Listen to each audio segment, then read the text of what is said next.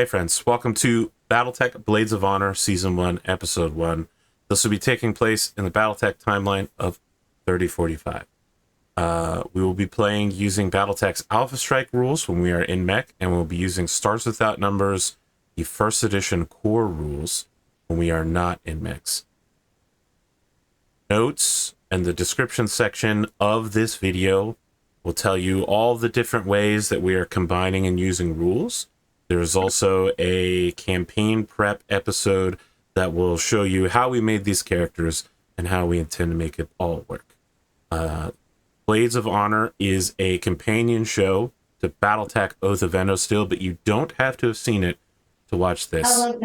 We're going to be focusing on 3 samurai of the Draconis Combine, nobles from the planet Valentina, a rich border world that hoards a horde of treasures and secrets just waiting for the taking.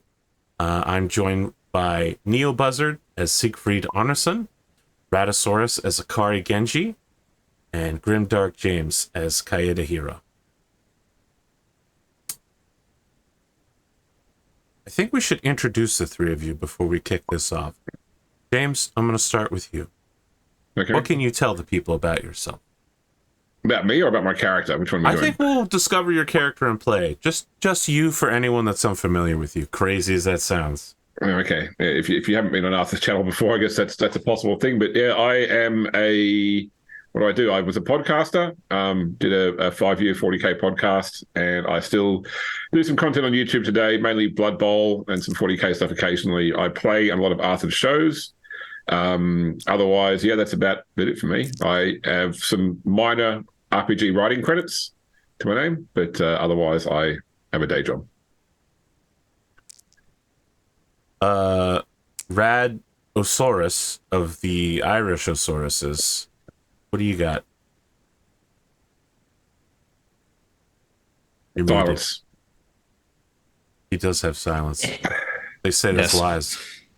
I'm Raddosaurus, and I know how to unmute a microphone. I've appeared on a number of Arthur's shows, although I've been on a bit of a hiatus recently because I also have a day job. And I'm excited to be back. I'm excited to be playing games again with my friends. I'm a long-time tabletop roleplay gamer, so I've played a number of different systems, kind of have been a long-term DM for many, many years, and I'm always grateful to have an opportunity to actually be a player in a game. So that's one of my small joys that I get to take out of doing this. I think it would be fair to say that this show was born out of my persistent begging and complaining to Arthur that I wanted to once again be on a show, specifically one like Oath of Endosteel, because I like that show so much. So just excited to be here. I'm a once upon a time commissionable artist who is currently also on hiatus from that, but you'll see my art pop up here and there throughout the show as it sort of develops. So, and this overlay is also partially your art. You made the art, and I made it into new things, just to be clear. Right. This is your art with my artistic vision, which is why it's so blasé. Yeah, this is a modified Oath of Endosteel overlay. You're like a human AI generator, AP, taking other people's content and... yeah. The content I have licensed from Raddosaurus, to be clear. Yeah. That's right. Clear. That's right. Bought and paid for. Neobuzzard, what can people know about you? I'm Neobuzzard, sometimes go by Andrew. I'm on one of AP's other shows, Generic Fantasy Adventure, and I've appeared on a couple episodes of Battletech. Usually if you see any of his Battletech shows and there's minis painted, that's me. I'm flattered and happy to be here. I get to work alongside some of my favorite personalities that have been on some of Arthur's shows before. So I'm looking forward to what this is going to be. So now that they got their introductions done, I wrote down what I thought they would say. So nice. Here's what I wrote down. GrimDarkJames, Catalyst Games Lab demo agent, and Encyclopedia Australia. Neobuzzard, extraordinary mech painter and battle report writer. Raddosaurus, artiste with a little mark over the E at the end of artiste. Lover of mechs, swords, and dinosaurs. Accurate. Can I would just have pay liked- homage? Sorry, go ahead. I would have liked if you included, voted most popular cast member 2021. I thought it was 2 years late, wasn't it? I don't know, it feels like it was that long ago. Much. Has to be like 2019, surely. Yeah, probably so. Yeah. Can I just pay homage to the fact as well that Arthur has once again managed to pull together a show with 100% beard representation? Thank you. It's a gift. I appreciate It's an that. absolute gift. And we've got the 4 horsemen of beards going gray in clockwise order on my screen. That may not be how it ended up on the overlay, but it is how it ended up in Zoom. So, the room that we find ourselves in is covered in the traditional tatami mats, the sort of rice paper doors, everything you'd expect out of a heritage Japanese building. There are wall scrolls that declare this to be the sovereign territory of Clan Nosagi and declare 14 generations of lineage, ending with Shugo or Baron Koji, who is the current seat. As the camera scrolls down, coming into focus is a throne upon the tatami mats, upon which sits Koji Nosagi. He is a man, if he was standing up, he couldn't be more than 5'4", but he has a sort of wiry but aged strength to him. Perhaps in his late 40s. His head is balding, but he has salt and pepper sideburns, which come down into a proudly oiled and maintained and pointed beard. The face of this man, Koji Nosagi, is one that is twisted in disgust. Perhaps this man normally maintains a sort of impassivity, but at this very moment, he is showing the full weight of his emotions. The camera pulls back and we see that along the side of the hall that he is in, there are 5 additional lords sitting on their own mats, kneeling, looking onward at a prisoner who is shackled with his arms behind his back and a collar tying him to the floor. The camera continues to pull back even further, and we see that there are 3 additional samurai on mats directly behind this prisoner. And Koji Nosagi continues and says, "I will not stand for this. This man comes into our territory, gambles, deals up waitresses, but the weight of your crimes is when you were thrown out of the Golden Hall Casino, and in the process, you ran into one of the geisha apprentices, Amaiko.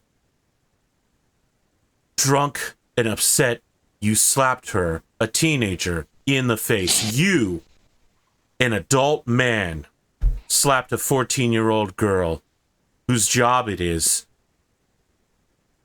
Unacceptable behavior. It is my wish that someone will deal with this man permanently."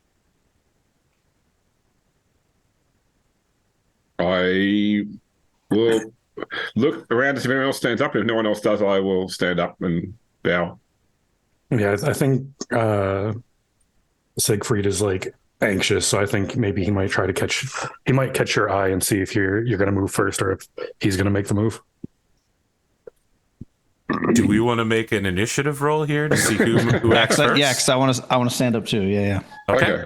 It is So, okay. 1d8 plus your dexterity, Mon. Where's a D8? I gotta summon them in here. They're not on the table currently. 7 Surprise plus you 1 here, we don't use them. 8 for me total. That is a 10. Here's some 8s.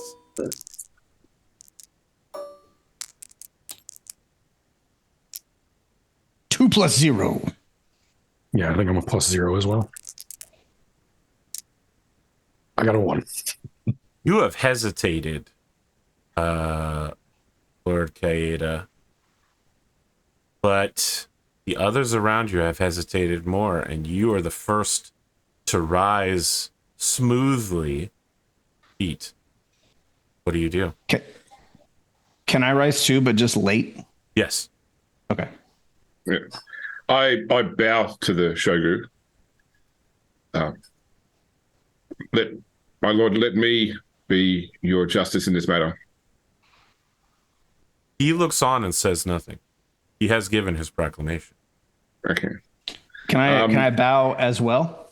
And then without words, I'm going to step forward first. And knowing that I've been beaten to the punch here and I can't steal this thunder, what I am going to do is I'm going to lay like a tanto down in front of the guy and then step to the side and then nod to my fellow lord, you know, with what the procedure would be next, right? Give this guy an opportunity to, you know. Okay. Jeremy Finch is a salaryman for Styx Mining. Technically, his title is Sales Development Representative. On top of his hands being behind his back, the consideration that he might use a samurai's blade to kill himself was not in the cards today. And it doesn't seem like he's in any hurry. In fact, it seems like this man is on the edge of having a heart attack from the extreme stress of this moment.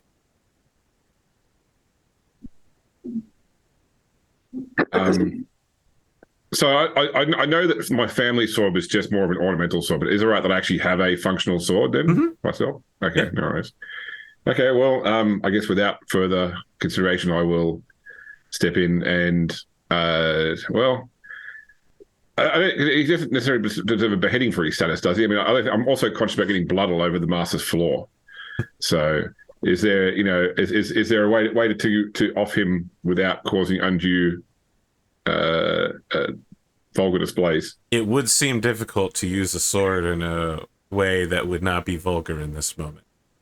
Okay, well then, am I experienced enough to try and break his neck? Yeah, I think so. You've been training with the internal security forces, so I assume bashing him with the pommel of your sword in order to break his neck and have him simply collapse to the floor is within your capabilities. There is a gasp from 2 members of the 5 other lords that are gathered here that sorry, you would my not... lunch at the front door. I'll be right back, sorry. It's going to be a wild first episode. It should be noted this episode will also be half length. There is a gasp that goes up from 2 lords that are present that the sword was not used. I am curious about the reactions of the 2 of you. What do you do when you are beaten to the punch and then you watch a man expire not from the blade of the sword but the pommel?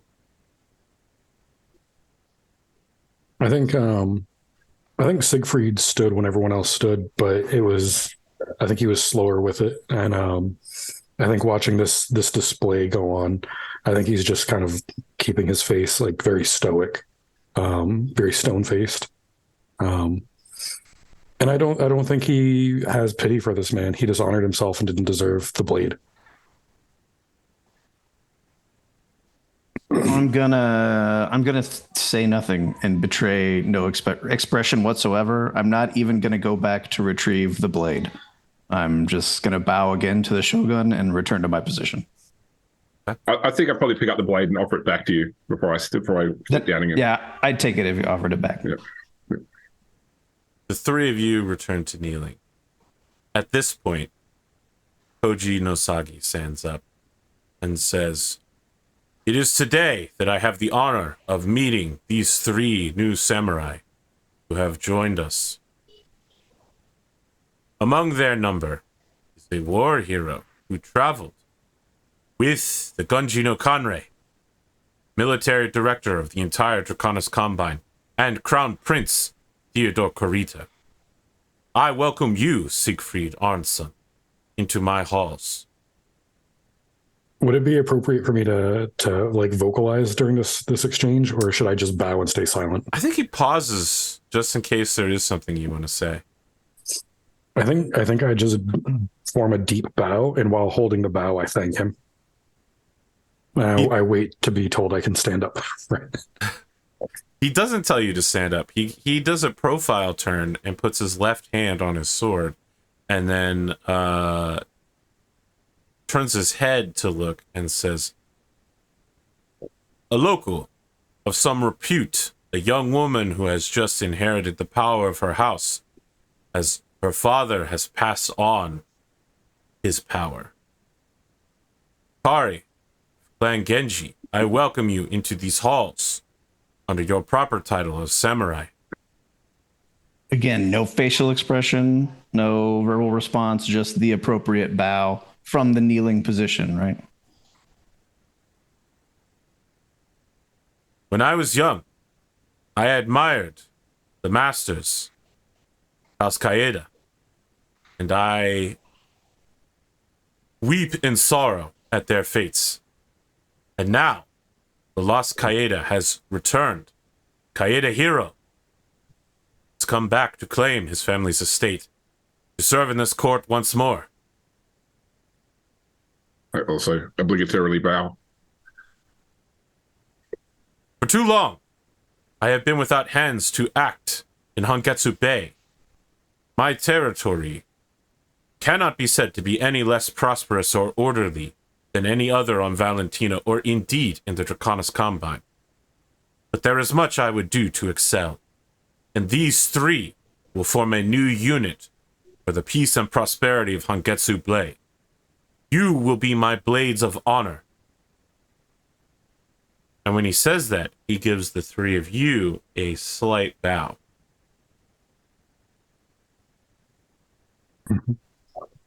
Return the bow. All of you are dismissed. I would speak with my blades. The 5 other lords begin filing out of the room, saying nothing. Can I do a look over and scan for impressions or facial expressions? Yeah, absolutely. This will 100% be a roll, and technically it will be the first skill roll. I was going to say, can I identify the two that gasped when we executed the guy? Yes. So the two who gasped are Takamori Takeda, who is samurai and is the master of the industrial zone. And the other one is Lord Cho of Clan Sung, who is the master of Little Korea, which is the Yakuza port territory.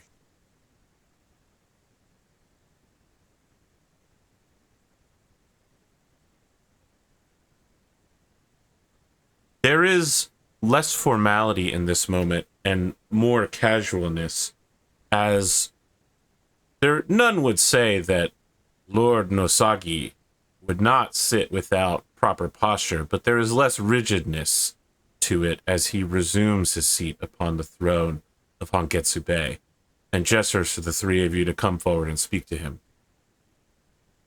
Is the body in the way? Yes, the body is 100% in the way. Still chained to the floor as well. Okay. Well. What was the roll I needed to make, Arthur? Oh, yes. The roll. I got distracted by us asking questions.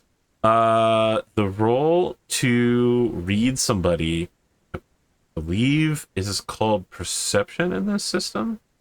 Okay. Yes, it is perception. So it'll be 2d6 plus your wisdom plus your perception skill.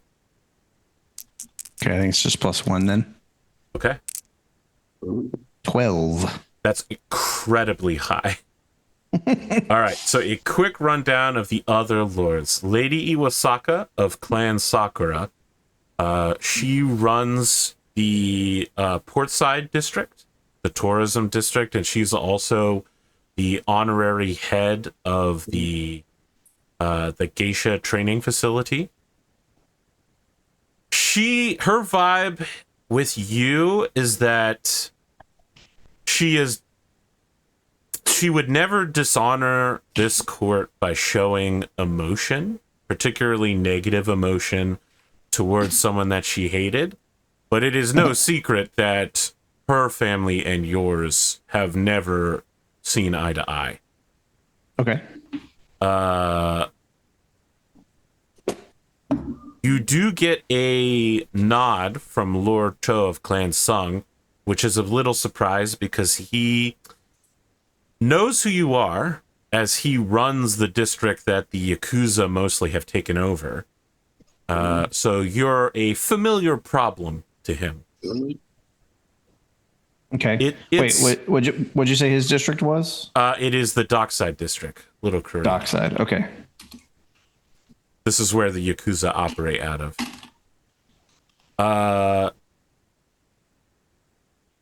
Red Hime, who has not taken a clan name yet as she is still in decision, regards you with the expression of someone who is impressed that you would stand up, but also slightly amused that you were a second too slow.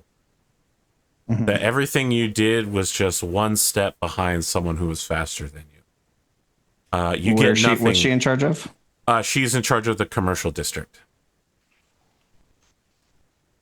And there is no reading Lord Yasuke or the Samurai Takamori. Both of them leave the room. They appear to not care about you at all.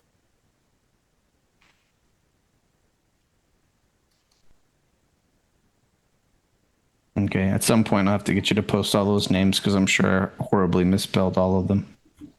Absolutely. Listen, this is what the kids call an exposition dump. Mm-hmm. No, nope, not right now. Yeah. With that said, what are the three of you doing as you are called forward? I think Siegfried, as he stands, he smooths out his uniform because I think he's still in his military uniform. So I think he smooths out the uniform and begins to approach. I'm approaching in such a way that he doesn't have to step around or over the body on the floor. I mean, is the body position it'll be between us and the Lord? Yes. If we okay, well, I guess we'll just move. You that sat position to directly stand. behind this man, and now you have to go around him. I'm going to walk in a straight line and step right over him. Incredible. Perfect. Sounds like everybody else swerves and you just don't. Yeah, I mean, it wouldn't be appropriate for us to touch the body now, would it? Because That is correct. Dead. Now that he's dead, it would be dishonorable to touch the dead.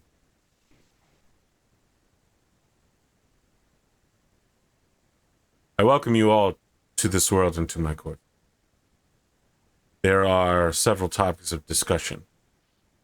Military governor made me aware that you have some sort of relationship with the internal security forces. Is this correct? That's correct, my lord. I would request informally that the internal security force carry out a purge of at least 3 of Jeremy Finch's co-workers on this, so that it is known that all laborers of the Draconis Combine should choose their friends and co-workers with more care. I will make sure it receives the highest priority. I know that this may shock you as policy here, but these are the traditional dictates that I have received from above. The 3 of you are new to the politics of this world, and if you require any help guiding them, may come to me at any time. I would ask that your first task in my employ would be that you encourage the citizenry to throw a spontaneous party for Coordinator Takashi Kurita to honor his great works sometime next week, I think, would be good for a spontaneous party.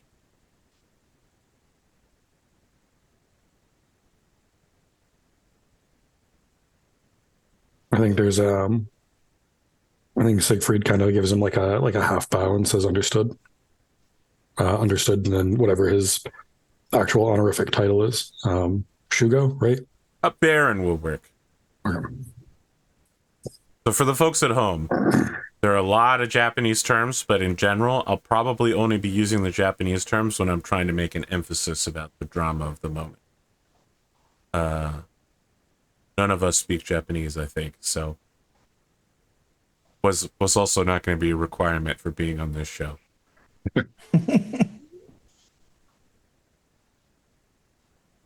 I like my anime dubbed. He gives you he holds a stare with you, Siegfried, and says, "For too long, your estates have caused some distress.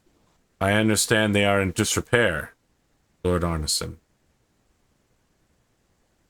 Have I had a chance to see my estates yet? Or... You have not. You came out of the Leonard Carita Memorial Airport directly to this meeting. Okay. Probably in the next room over, everything you own in a bag has been left outside the door to this room. Okay. That is unfortunate news to hear. Baron. Yes, it is unfortunate.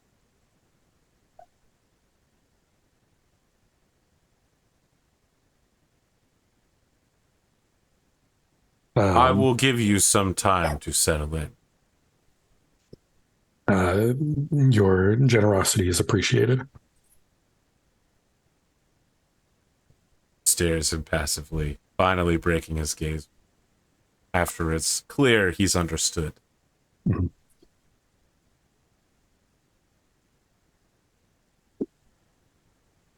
I have nothing else. I'll deep bow and leave Okay. with no other ceremony. As you walk out the door, you move from a room with the tatami mats and nothing to suggest that you live in the cyber future of the 31st century. Opening the door, there are people with cell phones running around. There's a dude with a landline just screaming, "Sell! Sell! Sell!" Someone walks past you and goes, "I'm going to need those J23 forms right now." Yep. Okay. And those TPS reports? You are in the government complex. And this room leading up to the hall of Clan Nosagi is considerably more cyber future. The cyber future of the 80s as open cubicle design, numerous rooms offshooting from a long hallway where people are working, shouting, yelling over each other, throwing papers. A mail boy is delivering packages. It is total insanity out here, as all the work that a bureaucracy needs in order to run a major tourism city is taking place, all in these rooms. I think as soon as I step out, is it character description time, or should we wait? I think so. Okay. So Akari is kind of tall for a woman. She's maybe like 5'9", 5'10". She's very lean built. She has impeccable posture, super upright, kind of shoulder length, black hair. She's based on, if she were to be played in a movie, she'd be played by Anna Akana. So she's, got kind of a young face. Her hair is up in kind of a ceremonial top knot that would be appropriate culturally. She wears kind of samurai robes, but they're obviously cut to fit her, but they're kind of a more masculine style that you might expect, like the traditional garb of a female in the Draconis Combine to be wearing. She carries a exceptionally long katana on her side, along with her shorter blade next to it. Her house colors, I think I decided, are going to be black, red, and gold. She's got predominantly black robes with kind of red trim and then sort of detailed gold stitching. And I think as soon as she steps out of the door, her two, I don't want to use the word henchmen, her two employees are there and immediately take up flanks next to her. And she always walks in a straight line and expects everyone else to get out of her way. Your samurai, that's a pretty good bet that they'll get out of your way. Yeah. And they're both wearing, well-tailored, expensive-looking suits with sort of like kerchiefs, that are the house colors, and ties that are, like gold kerchiefs and like red ties. Some Jason Momoa stuff where they look like the mini bosses they have to fight before someone gets to you. Yeah. They're probably both significantly larger than she is. Yeah. And so I'll step outside and kind of take in the scene for a second, and I'll wait for the other two to exit as well. All right. You Andrew, or shall I? I'll go. Okay. Siegfried walks out. He's head to toe. He's still in his military uniform. He's got his boots. It's not the like gray fatigues. It's like his actual like dress uniform. So it's well pressed, well kept. Any medals or anything he's earned, he's got them on display. I think maybe he was informed that this was supposed to be kind of like a flex before he showed up. So he wanted to look his best and put his best face forward. As far as his actual physical like appearance, he's got like a very defined like jawline. He stays mostly clean shaven. The only thing that's not screaming military about him is that he's let his hair grow out and it's kind of like a mop now. I think he had it pulled back into like a warrior top knot or bun or something during the meeting, but now that he's not in front of the Baron anymore, he's like pulled it out and just letting it fall down. Like Rad was saying about an actor, if he was portrayed by an actor, I kind of envisioned like a young Heath Ledger playing this character. How young? Are we talking A Knight's Tale? Yes, Knight's Tale. Ah, very well. He's actually carrying two swords with him. He has a shorter sword that is, I think, relatively ornate, that he carries with a little more reverence. And then he has a longer, like normal-sized katana, but it's more industrial looking. It made of instead of being pretty, it looks more utilitarian.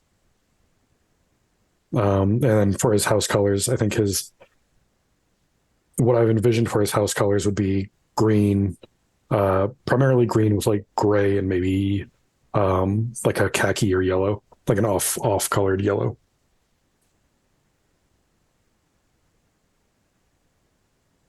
All right. So I think that for Hiro, he's a young man of like mixed sort of Japanese, Caucasian descent, so somebody who's very clearly got Japanese lineage, but also has had other things mixed in too. Dark, short hair, very sort of strong bone features, so like a very clear jawline. My actor inspiration here is a young Mark Dacascos.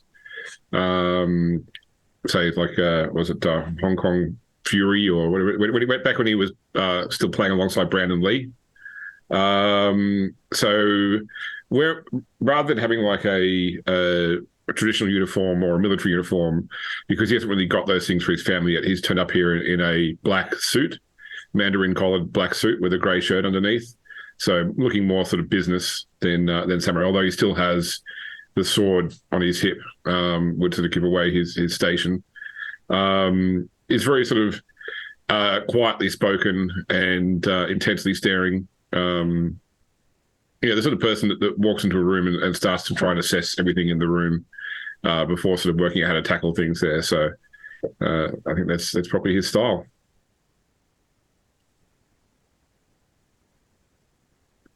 The three of you meet outside of the government complex.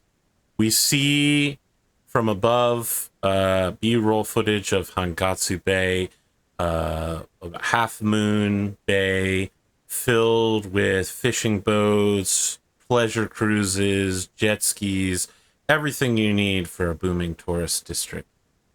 Following over the water, we make our way upriver as it cuts through a futuristic 31st century Japanese inspired, but also with some almost Wakandan African undertones throughout the technology of the city.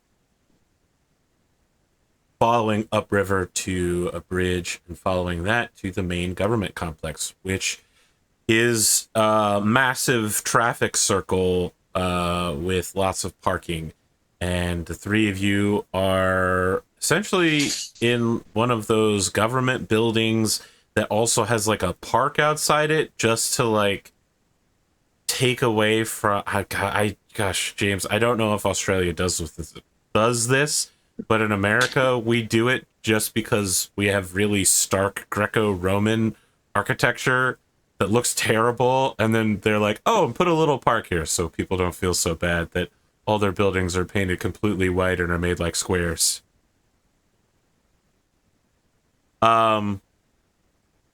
Waiting nearby, it looks like they don't want to intrude upon the meeting of the Three Blades of Honor, but Lord Cho is waiting nearby and makes eye contact with you, Kyeda. So, just to make an indication that before you leave, probably would like to talk to you. But he's our senior, isn't he? Interestingly, no. You are samurai. He is a lord of this city. He is your senior, obviously, in terms of how long he's been here, and he is old enough to have known your parents, certainly. But you, the three of you, socially, theoretically, stand higher than him. Okay, so it's not untoward for us to finish our conversation before addressing him, then. Absolutely. He's made it clear that he's waiting for you when you're ready. Okay. All right.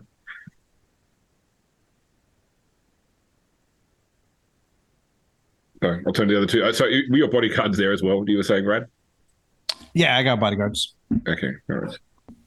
But they, like, when you guys, when we gather, they slide back, right? They excuse themselves from the closer proximity of our meeting, and I'll welcome you both. Yeah, in character. I welcome you both to my home, Hangatsu Bay, and look forward to working with both of you. It is a pleasure to make the acquaintance of both of you on my new home. Likewise, on my homecoming.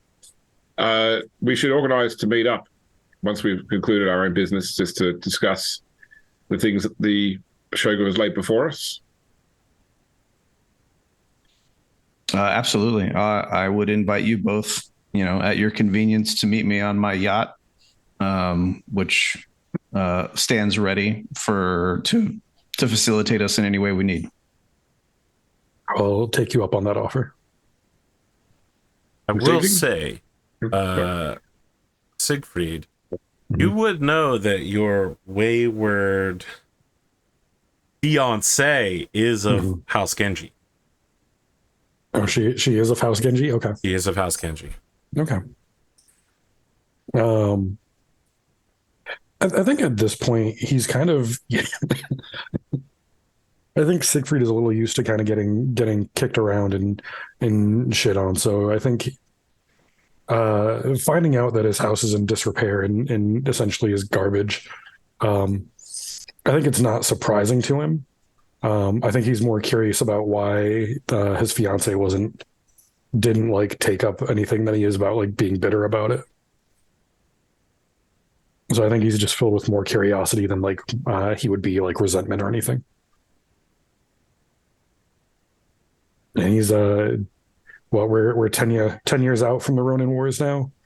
So he was born in Rosselhog before Rosselhog he'll say defected. They defected and formed their own nation.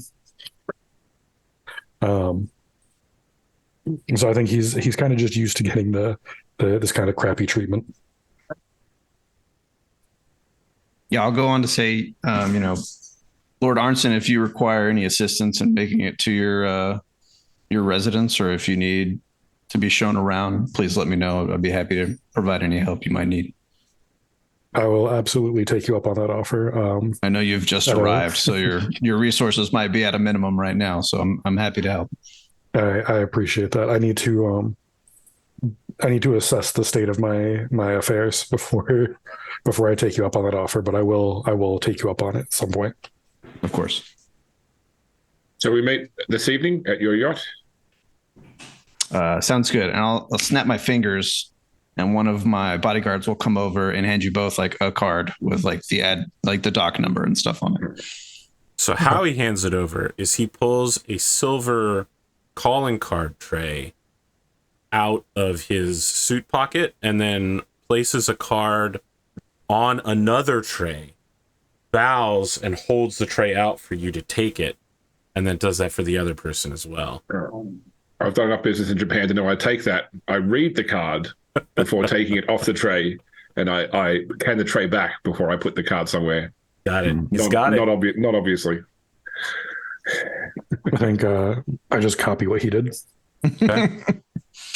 It's important if you get multiple cards too. You've got to rank them. You've got to clearly be ranking the cards from most senior to least senior and read them in that order. Ooh, wow.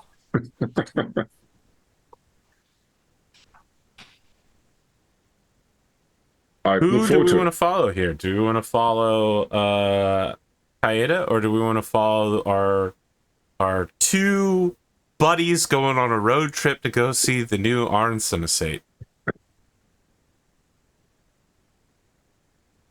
I mean, Lord Cho's right here, so okay. Yeah. We'll have the two of you heading off with the two bodyguards, and Hiro, you head over to Lord Cho, who is standing in the park observing two birds jumping about a tree.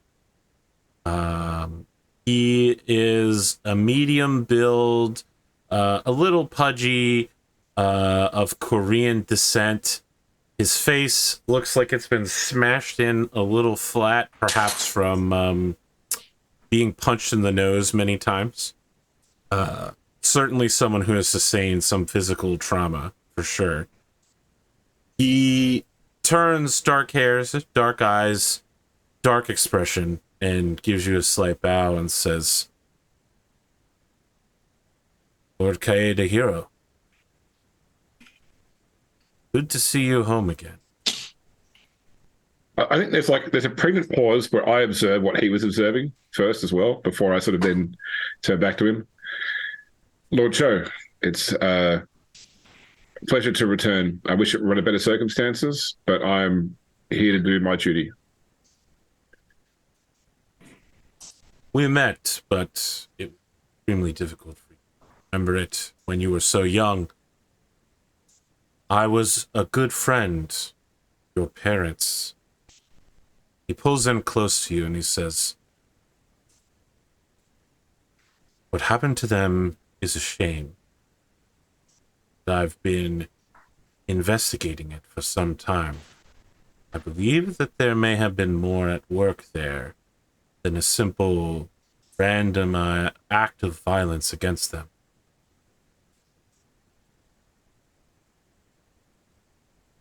I have few memories of Angetsu Bay, and though some, not as many memories as I'd like of my family.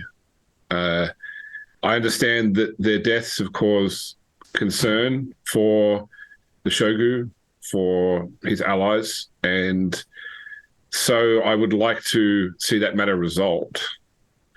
If you have any information or any collaboration you would like to do, then I would encourage you to reach out to me. I will be making my own inquiries, of course, but my duty to the Shogun and by extension to the coordinator comes first.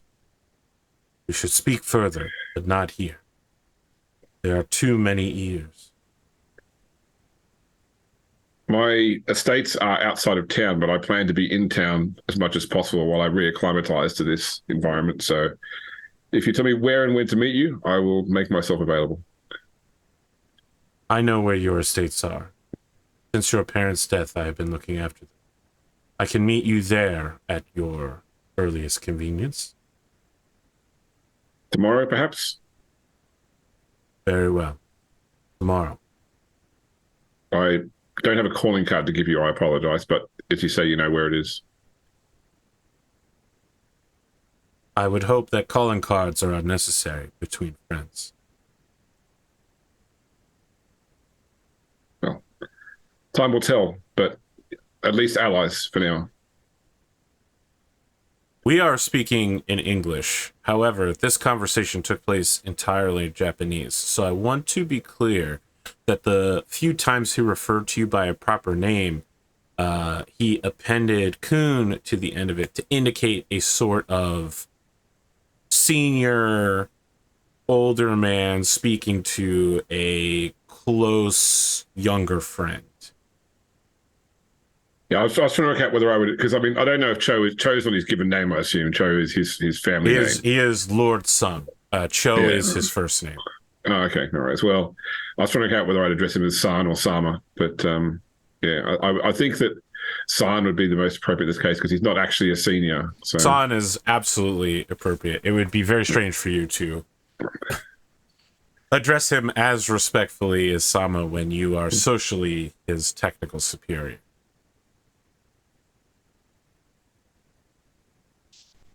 What vehicle or vehicles is the crew traveling in as you make your way north out of Hangetsu Bay?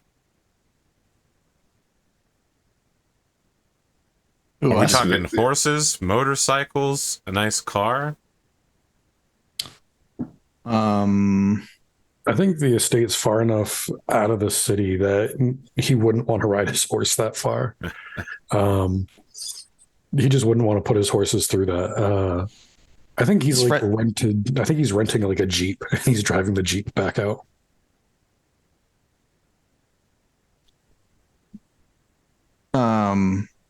Is my character going with you? Did we determine that? I didn't think that was clear.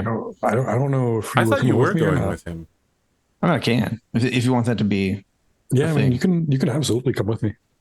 Yeah, that's fine. So before getting in the Jeep, she'll snap her fingers again, and the two a couple of guys will come over and like hold up like a sheet, and then behind it she's going to change clothes, and it only takes a second, and it's apparent that she had a separate outfit on under her robes specifically for this purpose. She wore these robes to this meeting. They were a purposeful ceremonial decision. And then underneath, she has her street clothes on, which are still like, very well tailored, kind of a high collar and like a short jacket, with a sort of like, not body armored, but just like just like a almost all black, not like a biker's outfit, but like kind of with that vibe, right? Mm-hmm. And so they go away, and she's wearing like boots now, and kind of a little bit more of a military look, and she'll jump in the Jeep as well. Yeah. And one of her goons will get in the back of the Jeep. Okay. Arnsson tosses his like duffel of all of his worldly possessions in the back of the Jeep with this guy. I wanted to just slam into him, and he says nothing.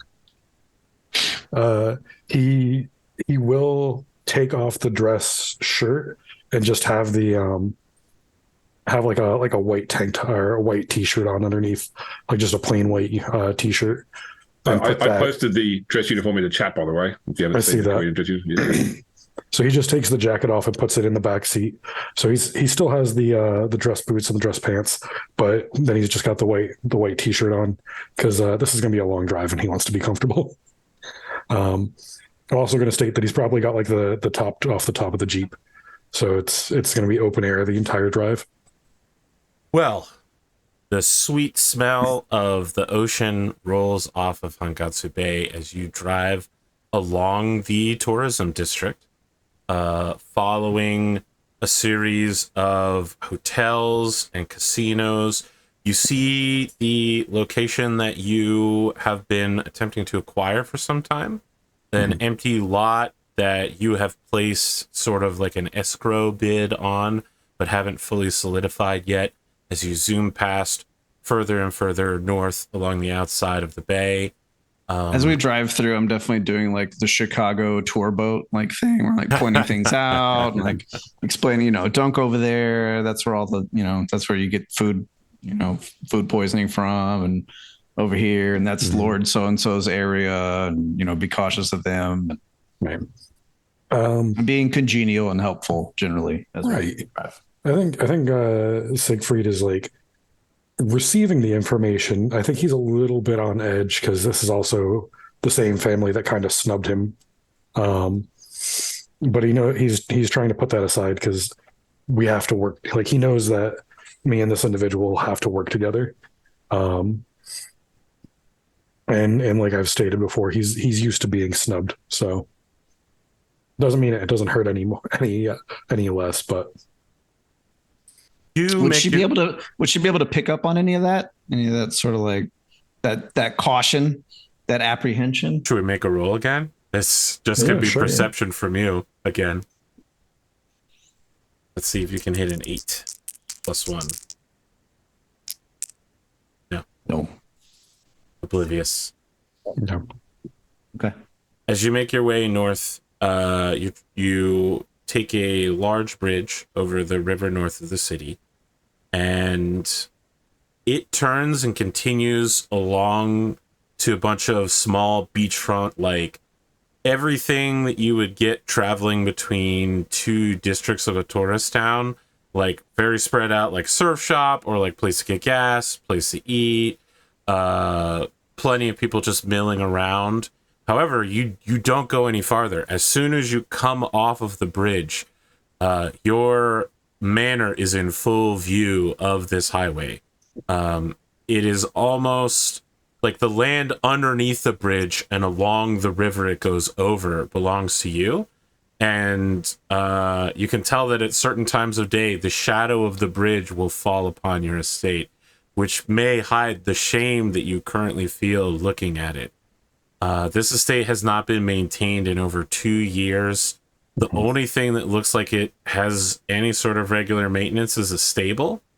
There's like a erected gantry for mech repair that could quickly be covered with a truly massive tarp in order to cover a mech, but the tarp looks like it has been laying in a field for 2 years and is moldy and kind of rotten. The house has water damage from just rain, leaves all over it. Several of the rice paper parts of it have been poked through. It must have looked quite good as a beachfront property.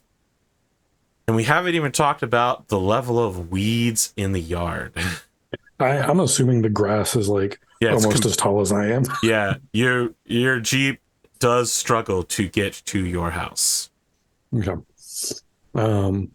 I think you probably also have a bamboo shoot issue. Like bamboo started growing somewhere on your property, and now you have a proper forest that truly will need to be contained at some point before it takes over all of Hongetsu.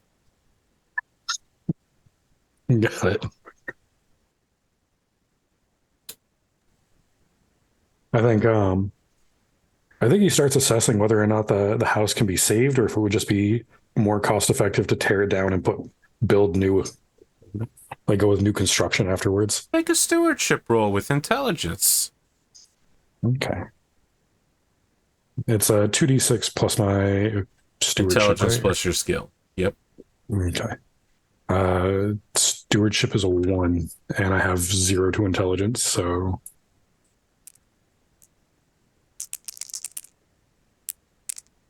Nope. That's a 3. Incredible. You You need to burn this place and all the land on it down to just start fresh. That's what double ones gets you. Yeah, I No think that's saving this. where he's at mentally. I think he's just like I'm just gonna walk over this building with my catapult and order a construction crew to come in here and throw up something new. Are you going inside the building at least? Yeah, I'm gonna go in the building. The inside, once you get away from the exterior walls, it's clear that someone was maintaining it for some time. There's like a space for a portrait, but there's nothing in there. Mm-hmm. There's like a shoe rack for you to put your shoes in when you come through the front door. You can see that there are some concessions made to your Rassel-Hagian heritage, like certain objects that might be present at a Swedenese wedding. There are spots for them here. There's like a sword rack for your swords. There's a second sword rack, interestingly enough. You also see that someone has written something down on like a piece of charm paper, tied it up, put it on a string. There are approximately 700 of these pieces of charm paper that take up a truly massive amount of room leading into the kitchen. Is it possible to read the notes, or would I have to like untie them? And you would need to like untwist them, but you would be able to read them. Okay, would that be something appropriate to do, or I'm not familiar with the terms? Listen, it's your house. It would not be inappropriate to do. I don't want to. Which end do you want to start at? Whatever end looks the oldest. Whichever end looks the oldest. The first part is a haiku that is written with exceedingly fine calligraphy. I don't have the exact words for you, but it's basically asking for a blessing for this grand marriage. As you continue to unfold them. No, I'm just reading that first one, and I'm going immediately to whatever one looks like it's the last. The last one says, I have received not a single message from my husband. I tire of this farce. He continues to accept campaigns when there is no war to be fought. What has my clan done? Am I so displeasing to him that I will no longer maintain his house if he will not be here? Okay. Do I watch him read this note? I think so. Okay. I think after reading that, I would turn to your character, Rad, and say, I think I owe someone in your family an apology. Before we go further, Lord Arnsson, there's some things I want to have said. I want you to know that House Genji is my house now, and my house will not be the house of my father. And you should also know that my cousin is headstrong, stubborn, and difficult, and she has no desire to be the wife of a samurai. What she does desire is to be part of something bigger. She wants to have a partner in business and in crime, if you take my meaning. She wants to be involved, and she wants to be seen, and she wants to be recognized. And if you can provide her those things, then I think you will be on the fast road to repairing whatever relationship you hope to foster with her. And those are your most efficient routes to apology. We're not friends and we don't know each other, but I want to extend this olive branch. We're in a unique position to be able to both advance and spread our influence in this city through cooperation and allyship. And I very much also have a house that is in a type of disrepair. You know, My grass doesn't need to be cut, but disrepair nonetheless. And it's my aim and my goal to make those repairs and move my house in a new direction. And I cannot do that nearly as fast alone as I can with the help of 2 new samurai that have come to my city hungry for allies. And I want to be here to extend that hand and provide that opportunity to you as well. I appreciate the I think there's a moment where Siegfried is really struggling because I think the amount of work that he's going to have to do just hit him. So I think he's like struggling to be present in the moment while also trying to like plan ahead. Incredibly overwhelmed, right? Like for sure. Like just finished active service, just came home, found out like the home he was promised is garbage. Found out he heard his promised wife was going to be there for him and that she left him and he thought it was because she was a raging bee, but now he's like, oh no, I'm just as guilty in this. I'm the bee. Yeah. Right. So Arthur, can I ask? Oh, sorry, go ahead. Just to be clear, she also didn't send him messages. Right. This fell apart because of 2 people. Okay. So I think he turns to face you like very directly. And you kind of see his posture like really relax. But he as sincerely as he can, thanks you deeply for what you're offering. I think he's saying to you that I hope that we can work together to both grow our houses back from the states they're in. As you say that, a spider drops down onto your shoulder. He just bites you and you get superpowers. No, okay. Yeah, she'll put like one hand on your shoulder and reach the other hand out for a handshake. Is she putting it in the mushed spider or is she putting it on the clean shoulder? The mushed spider, 100%. No, she'll give you like a warm smile, and she's got these deep Anna Akana adorable dimples in her face when she smiles. This is the first time you've seen her do anything other than like a straight neutral face. So it's probably the first time, you get any like level of warmth from her that doesn't seem just like business casual nice. Arthur, are you able to show the map?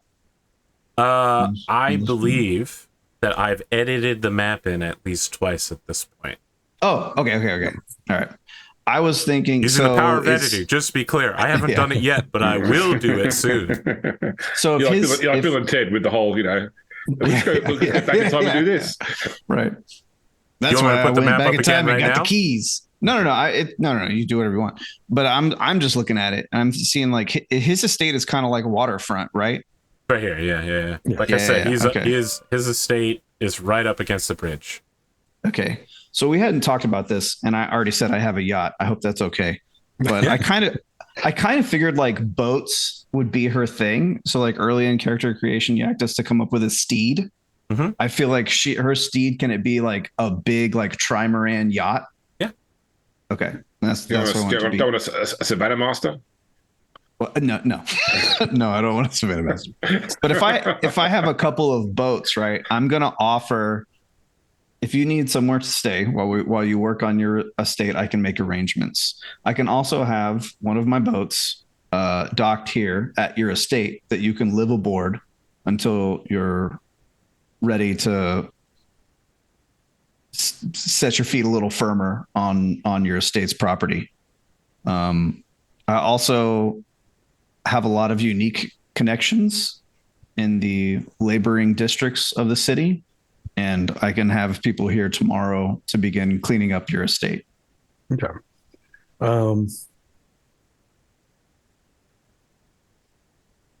I don't know if Siegfried is savvy enough to understand that unique connections might also translate to illicit connections. We can ask for a roll here. What would I roll for that? I think your options are does he know enough to know to look out for Yakuza keywords? that would be perception. Or just realizing what's going on at all would be culture Yakuza. Okay, well, he's got a 1 perception, so I can at least roll that with some... Let's do that with wisdom, then. Okay. Did I roll double ones again? Incredible. Yes. Draconis Combine, is a society of laborers. I mean, surely this is just the local muscle and might of the industrial Genji clan. Okay. I would appreciate that. If it would not be too much trouble, I would like a chance to meet with your cousin and to apologize and explain my side of things. And if she would like to try and continue from where we should have started, I would be open to that. But if she doesn't, then that's going to be her choice. Well, take some time. I know today has been a big day. I'll see you this evening on my yacht, and tomorrow my boat will be here, fully furnished for you to live on until you need otherwise. And if I'm able and capable of wrangling my cousin, which is no small feat, she will be on it when it arrives in the morning. I thank you. I thought I was going to have to sleep in my catapult. Not a promise I can make, but one that I will certainly endeavor to fulfill. Yeah. I think with that, he dismisses himself enough to go completely change out of his military uniform in private in whatever room he can find that looks still intact. Sure. The more interior. When Akari goes to leave, she just walks back out to the street, and she has like a motorcycle there waiting for her, and she just gets on it and drives off. And the guy that was with her just starts walking down the street. The camera stays with him as like a sort of Japanese cowboy twang plays. He's just like, "Yep, that's me. Might be wondering how I got myself in this situation. It all started 20 years ago when I started smoking cigarettes in middle school. Regretted every step I took since then." Meanwhile, we cut sideways. James, final scene of the night. I'm gonna let you choose where it is and what it is. Look, I think that because Hiro left Hangetsu Bay as a child, so he's back here now. This is his home, but not one he really knows. So I think that he's not going back to his estates before the 7 p.m. What he's doing is he's just touring the bay itself. So he's on a motorbike, helmet on, sword still at his hip, just sort of, he rides to a spot, he gets off, he stows his helmet on the bike, he goes and observes, the vibe at this spot, whatever it might be, something by the water, or some sort of lookout or some sort of district, just a myriad of scenes as Hiro tries to take in as much of Hangetsu Bay as he can to try and find some degree of familiarity or connection, because everything to him seems so alien right now. Everything along the waterfront here, especially in Hangetsu Bay's main area, that would be closest to where you started your journey, is tourism. People will meet your gaze. They will nod to you. They might wave to you. They may offer you a free pack of tissues if you just listen for a moment and come inside their store and maybe buy some things, great samurai. And when you leave, they do the same thing for the next person in line behind you, whoever walks past. Such outward shows of expectation and emotion are unusual in the Draconis Combine, but perhaps less unusual on a border world with the Federated Suns, and certainly less unusual in a town built on tourism. There's an expectation of hospitality here that you wouldn't find in many places. Perhaps more familiar to you is that sort of, you are not along the ocean or the beach like your friends. You're in a industrialized town along a waterfront. Sure, there's the smell of the beautiful sea wind and the salt, and also whatever gets dumped in the river here makes a nice stinky stink. Been near the Hudson River before. Even that smell, though, kind of brings back a bit of set memory for you. And as you watch a plane take off from the Leonard Carida Memorial Airport and fly directly over you through, just over the city, out over the ocean, and begin making a slight turn to head north towards the capital.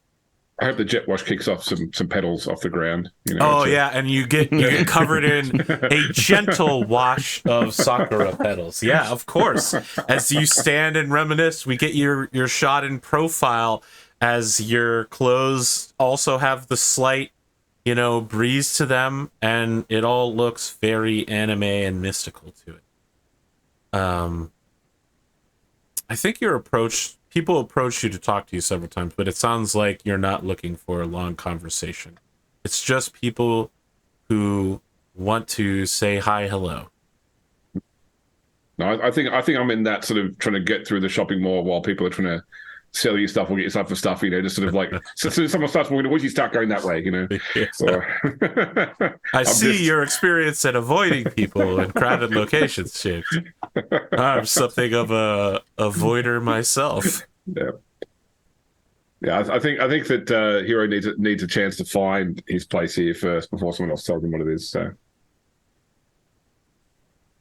I think that is a good place to end this particular episode. But I want to do a post-credit scene. It is a woman. She is wearing pants that are tight at the hips and waist, and then the beautiful white silk is sort of looser through the thighs down to almost bell bottoms or like martial arts outfit. She's wearing sandals. She has black painted toenails.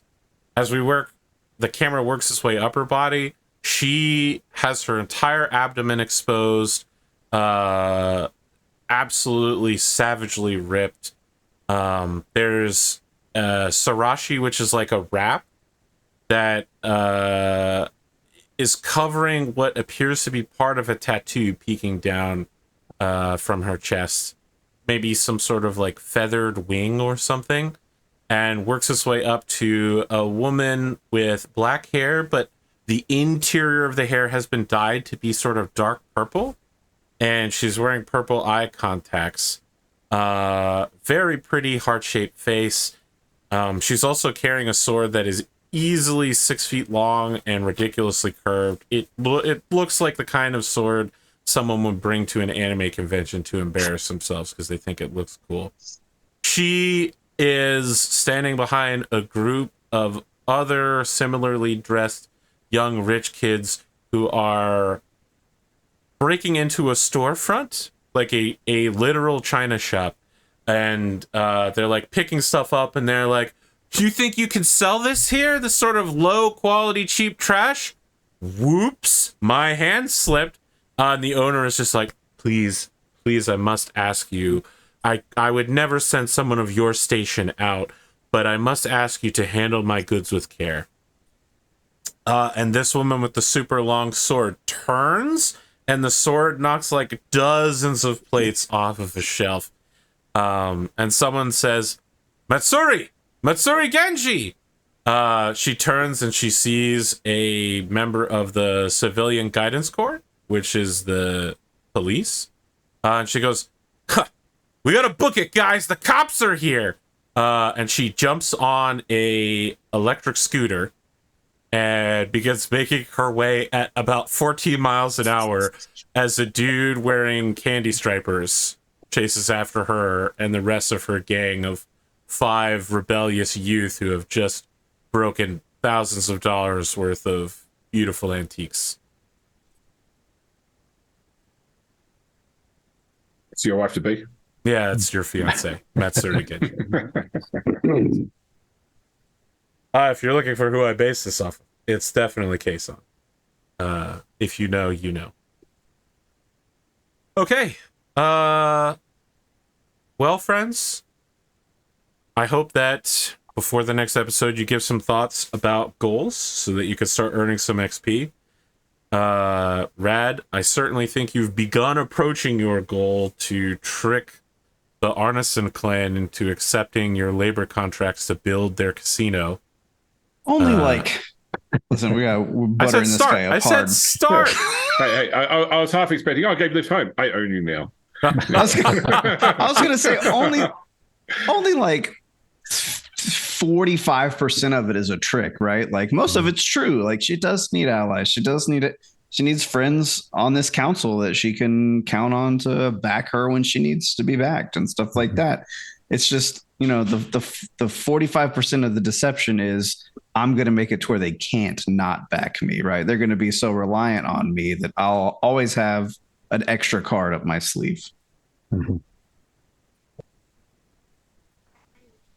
Looks like somebody did go to sleep at the proper time. Yeah, I think Arnsson is probably dumb enough to fall for it too. I wouldn't have said that until I saw you roll 2 double ones in a row. I mean, right? it's nice to tell a story. And I did a practice roll later and got I did a practice roll afterwards and got another set of double ones. Wow! So I got double ones 3 times in a row. Bad luck. Yeah, right. All I'm saying is, my character is going to immediately go home and start pulling strings to you're gonna show up in the morning and all the grass there's gonna be like 100 dudes out there like cutting grass, like chopping down. There's no showing up in the morning. He's spending the night in the Jeep. Yeah. You're like Hank Scorpio in The Simpsons. When you get home this afternoon, there'll be another level in your house. And she's also, I'm gonna start planning a huge street festival for the name of the coordinator there. Mm-hmm. And when we talk on the yacht, I'm gonna get you guys involved in that. I feel like I can definitely see scenes of Yakuza members going and telling shop owners like, we are having a festival. You will be participating. I have a question for you, Arthur. Yep.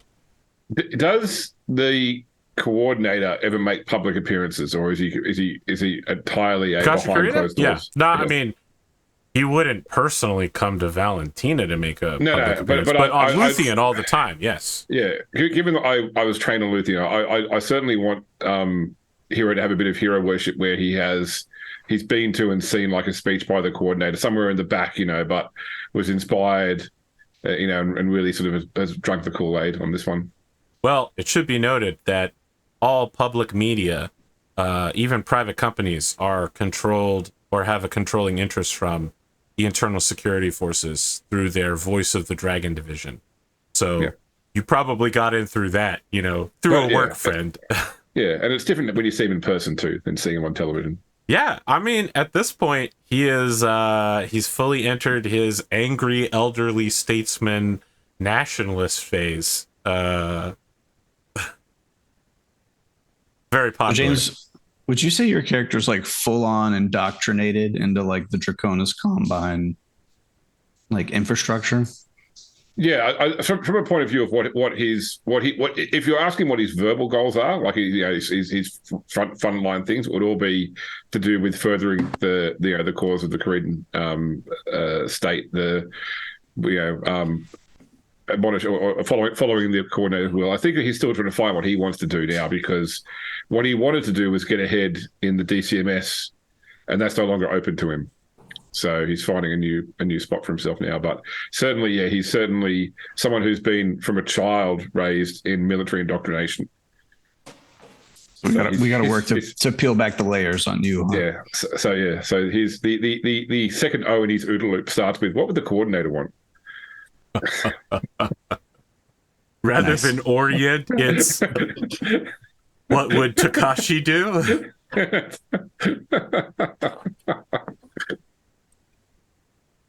At this point in history, that's a dangerous question. Yeah, it is. It could be a week, it could be a month before we meet next time, but we probably will. It won't be next week for me. So it will not be next week. Very well. That to the people who watch this show as live as possible, I guess what I'm saying is suck it. You'll get episodes when we deliver them, and that's it. No, I mean, look, everyone most of the people watching the show are probably Oath of Endosteel watchers, so they're already used to not getting a regular show. They're accustomed. Yeah, they know what it's like to have to live in a desert wasteland. Ideally, we could alternate, right? When you're on a long Endosteel break, you'll get a couple of Blades of Honor episodes and vice versa. I think Endosteel is going to move to an every other week in with. Which means every time we miss Endosteel, we're going to go a solid month. Yeah. Yeah. Which is already pretty much how long it takes to get an episode anyway. So sorry, AP, what's the in-game year right now? 3045. 3045. So I can recurse my character's backstory as how old he was during certain events. Yeah, of course. Yeah. Still too young. I can already tell. 39. I can already tell my character's going to run into problems because she's going to keep using the Yakuza like a tool and forget that she's also completely beholden to it as well. That's all right. She's crazy super fine. Yeah, she is. Ah, yes. The most powerful superpower of all, being attractive. Being attractive. That's right. Friends at home. Oh, go ahead. No, you're good. Go. I was going to say friends at home. You know how YouTube works. Things work out better for me if you leave a like, if you subscribe while watching the video, if you click the bell, and what they really like is when you leave a comment on the video.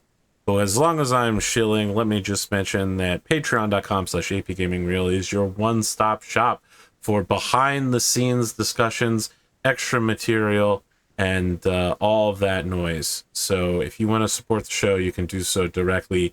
Those Patreon dollars go directly from the Patreon wallet into Rad's wallet as we commission him for overlays and artworks. Whatever you're seeing on the screen right now will probably not be here the next time we meet in 2 weeks. But don't let me lock right into that. He will get it done at his own pace. You got 3 jobs: like, sub, and sip. There you go. Get on Discord and tell us how great we are. Yeah, of course. Yeah. Don't look. We're gonna get a full write-up from Big Spoon. He might even live commentate the episode, as is traditional. I can't wait to get him on the show. That'll be fun. As a guest, he really wants to guest as his Endosteel character. No, you and him got to work that out. If it works, it works. I guess I have no complaints. Any closing thoughts before we wrap this one up? Do you have a guesstimate as to when our first closing year will be? Nope, we have. Okay. You haven't even done a single goal yet. You have not accomplished. Right. We haven't finished the first day. So the only reason I ask is I was thinking about formatting a little bit of the show, and I know Endosteel, right? They have that punctuation event every year of the ball. Yes. Are we going to have a big festival every year? Are we going to, or are you not trying to have an equivalent to that on this show? You, of course, as young unattached people, must get married to have kids. And James, as a Pendragon player, also knows how important this is, given that his character has died or not died several times, and an heir is critical to the ongoing state of his house. I know you all have watched Endosteel, so you know how important it is to have kids, because they also died and played their kids. There will be, it probably won't be the same event every year, but there will be something like arranged matchmaking or opportunities throughout the year that will take place in the later part of the year. You know, summer winding down, sort of August, the stretch between Halloween and snow dumping down, sort of, to take the place of the Kerensky ball. It's the dating phase. It's epistolary. Yeah. Is it like an ISF Tinder? Is there a Draconis Bumble of some kind, perhaps? I feel like no, I'm not going to make that joke. Never mind. Man, I had a real Plenty, zinger, but I'll get in trouble for it, so I'm not going to Plenty do of it. dragons. Buddhist mingle, perhaps.